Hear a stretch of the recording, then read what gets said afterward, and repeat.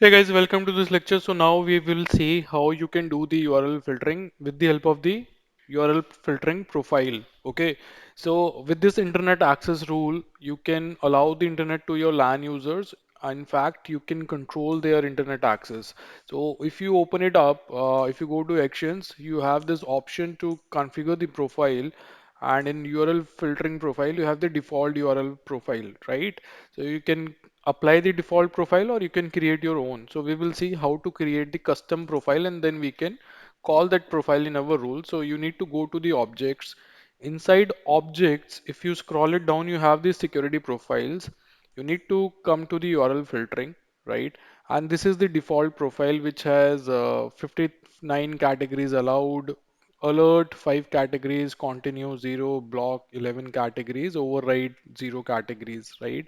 So I mean it gives you option to the user whether access will be allowed or do we need to generate any sort of alert that users are visiting such categories of websites, or do we need to present continue page to the user so that he can take the action whether he needs to proceed to that particular website or not, or do we need to block certain categories, or do we need to override the action defined by the administrator, right?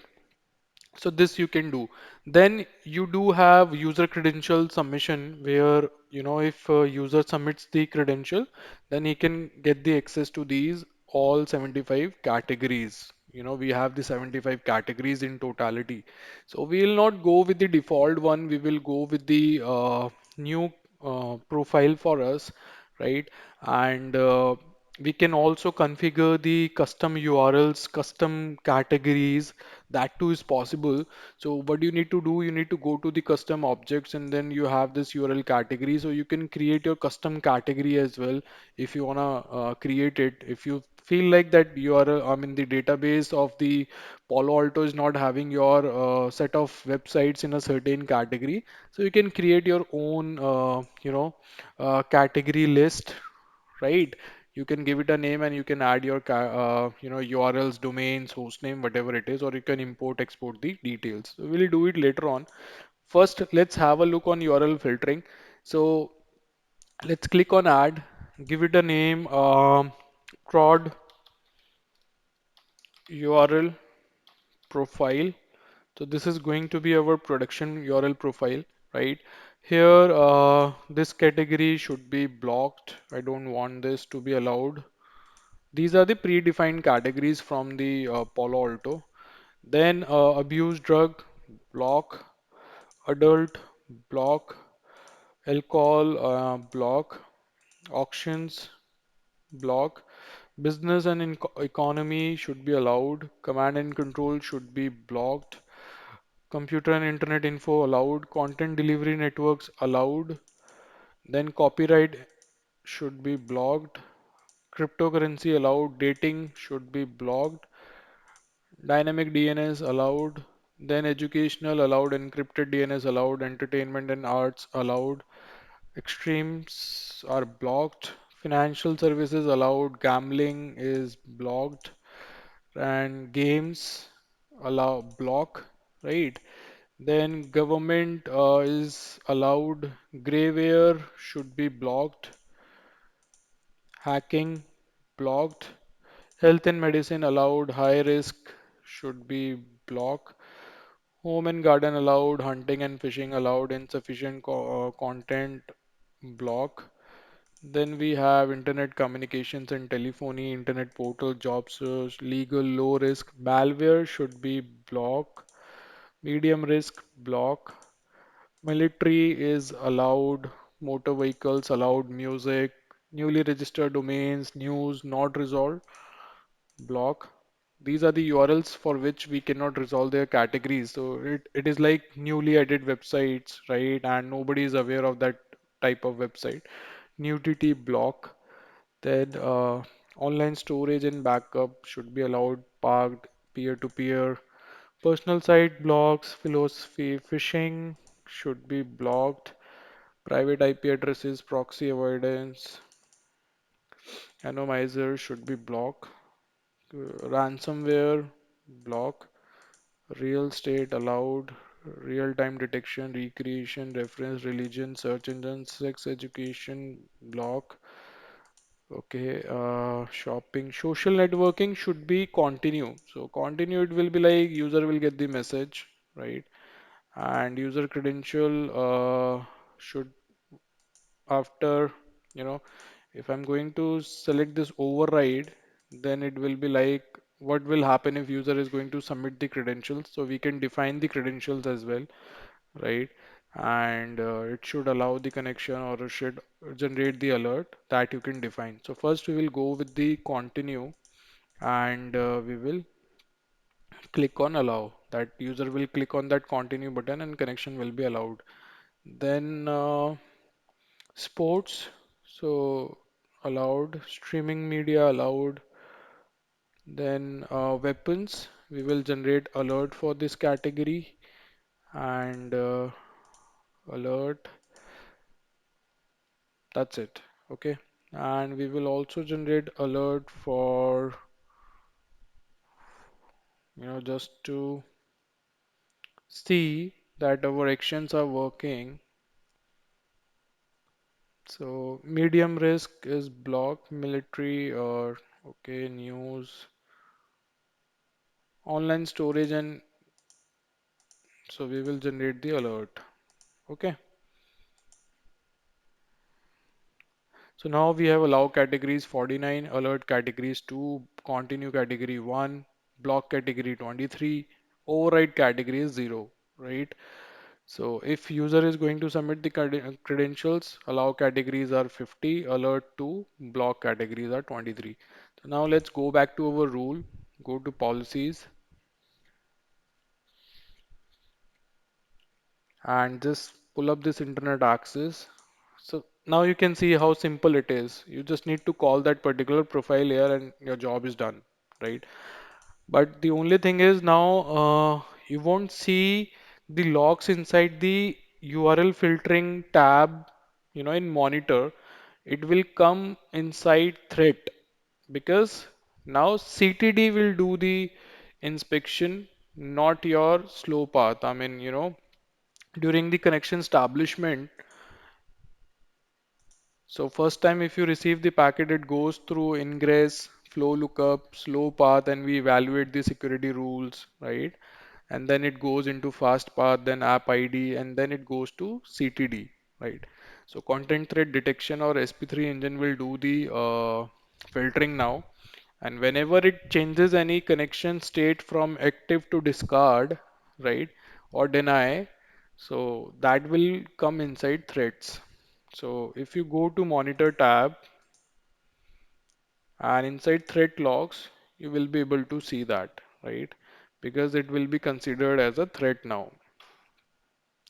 So right now you can see these are the threats, vulnerabilities which this has identified application and destination source address, right? Action, what action has been taken, right?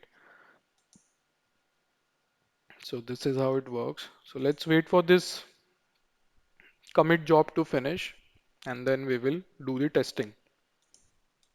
Okay, so my commit job is almost done, 99%. Let's go to this machine and go to incognito. So first we will try with the social networking. This time we should get the continue message, right? So https facebook.com. So for social networking, we should be getting the continue page from the firewall, right? And meanwhile, you can also go and check this out in URL filtering, whether Facebook is still getting blocked, right? It might be getting blocked, reason being that we have not disabled the block social networking rule. So we need to disable this rule, right, to test out our security profile. So let's go ahead and disable it. And meanwhile, we will continue with our testing, like, we will visit the gambling websites or other websites, dating websites, and we will see what is happening. So let me just do a commit for this. I forgot to disable this rule. So now you just don't need different security rules for your categories. You have one rule, internet access, which is giving access to your LAN users, but you have applied the security profile on it to filter out the access. So now they have limited access to internet, right? So all the bad categories have been blocked. So if you go to this object and if you see this custom prod profile, so these are the categories which are blocked, right? So this is what we have done, right? Hacking, copyright, these are blocked. Let's go here and let me try to open it up. If I go to Tinder, so let's see what happens because Tinder comes in dating app, right? So dating category should be blocked as per the security profile. So if I try to open it up, so it should be timed out.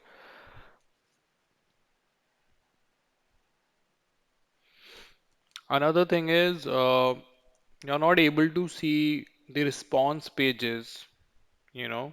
I mean, by doing this, users are not aware that these websites are getting blocked from the organization, right? So what you can do is you can simply go to your zones and you can configure the response pages, you know. So let's say trust,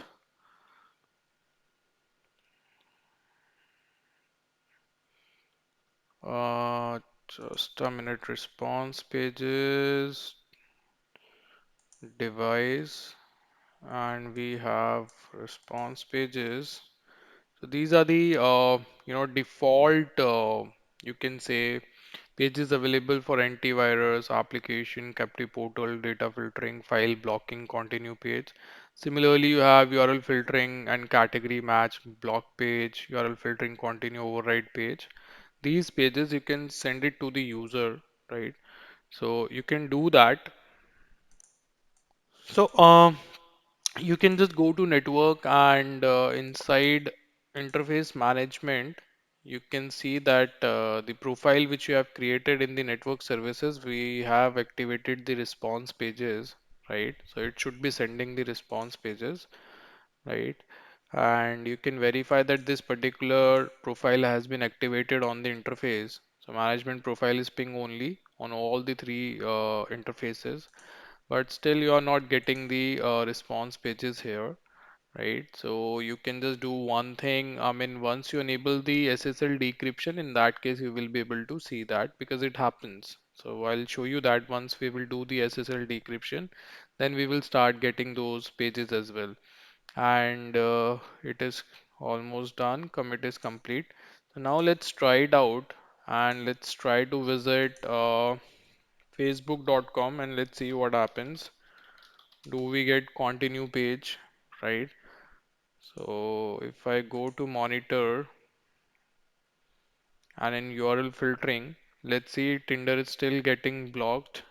So you can see we are not getting logs for Tinder here. But if you go to thread, you will be able to see the log for Tinder. So it is also not coming here. If I go to traffic,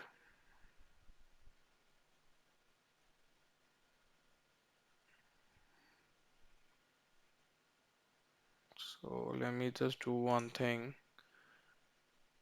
Facebook not loading properly. Let's go incognito. So it is always recommended to implement URL filtering with SSL decryption, right? This is the best practice, industry best practice. Then only these filtering functionality will work properly. So you need to be extra cautious when you are implementing such things. Although I mean you will be able to do that the block will happen and packets will be dropped, but you won't be able to see, users won't be able to see whether this is blocked by our firewall, it is not allowed in our infrastructure, all that stuff. So if I will see here in traffic logs, I'm not able to see what is happening to my Tinder traffic, right? So not visible to me in.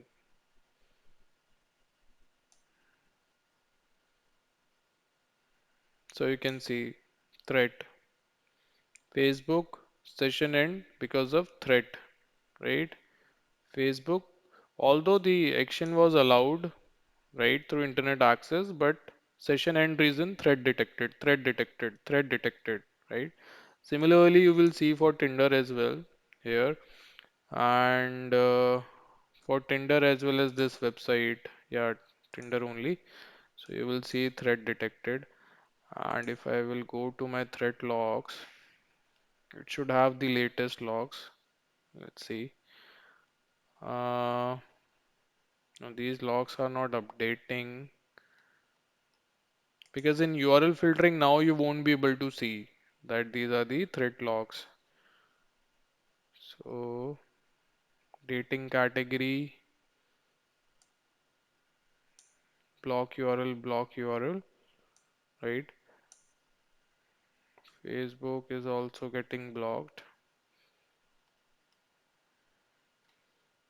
Okay, they are coming inside URL filtering only, but in session end reason you can see that it is being the session end reason is threat detected, which clearly you can see session end reason is threat. Okay, action is allow, but due to threat detected, we have dropped the packets and users are not able to reach these websites. Okay, similarly, now we will apply more security profiles on this particular internet access rule. So another profile is like all those other features which we have discussed, continue, alert, right? All those features, they will start working once we will implement the SSL decryption. So right after this, we are going to apply the decryption. So we will see then how this URL filtering will improve. So before doing that, let's go ahead with the antivirus policy, vulnerability profile, right? All these things. So go to object, then in antivirus, these are the default predefined, signatures we have. So let's give it a name, prod antivirus profile. Okay. Then if you want to enable the packet capture, if any particular signature detected, you can do that.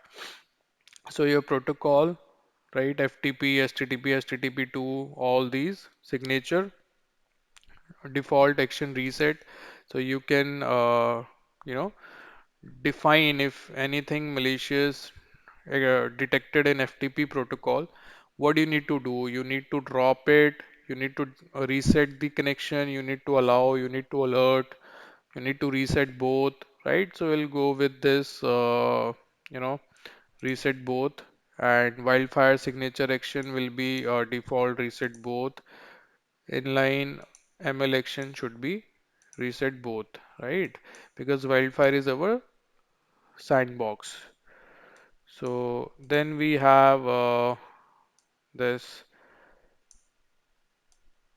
pop. So HTTP, right? So if any virus detected, reset both. All these features, they work fine when we do SSL decryption. So let's do one thing first, implement the SSL decryption because these are like, layer 7 stuff. It is not going to work if SSL connection is encrypted. Let me explain you the theory behind it. So what happens, after the successful TCP three-way handshake, once your TCP three-way handshake is completed between client and server, right? So SYN, SYNAC, acknowledgement, connection established. Right after it, we have SSL handshake, right? And after SSL handshake, your session is encrypted. So whatever you are sending, it is encrypted. And now to get the granular control on your traffic, we need to do the decryption. Otherwise, if you have firewall in the middle, that firewall won't be able to understand what is going on because all the packets are encrypted. Only these packets were plain text. Rest of the traffic is now going as encrypted traffic. And this is how we have made our internet secure with the help of the SSL protocol, right? Earlier, if you make connection on HTTP, so your traffic used to go in plain text, but HTTPS 443 tells that this is secure. Everything is going in, in a confidential manner. It is encrypted. So let's implement the SSL decryption first, right? And then we will do how these layer 7 features like vulnerability protection profiles and your other antivirus profiles, they are working or not, right? So what we are going to do is we have this firewall, right? We have LAN subnet user, and this is the internet.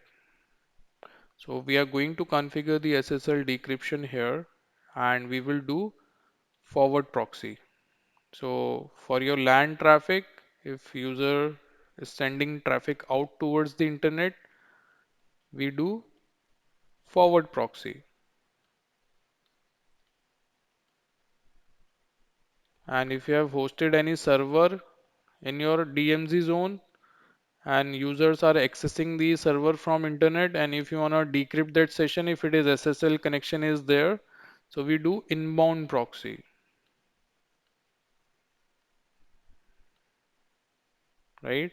Or we also call it reverse proxy, which does load balancing as well as inspection of the traffic, right? So these are the three proxy types. So first we will see forward proxy. We will configure it for our LAN traffic, and we will then able to get the granular control on our internet traffic.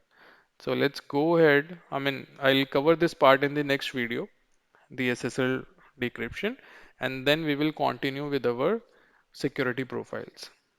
Thanks for watching this video.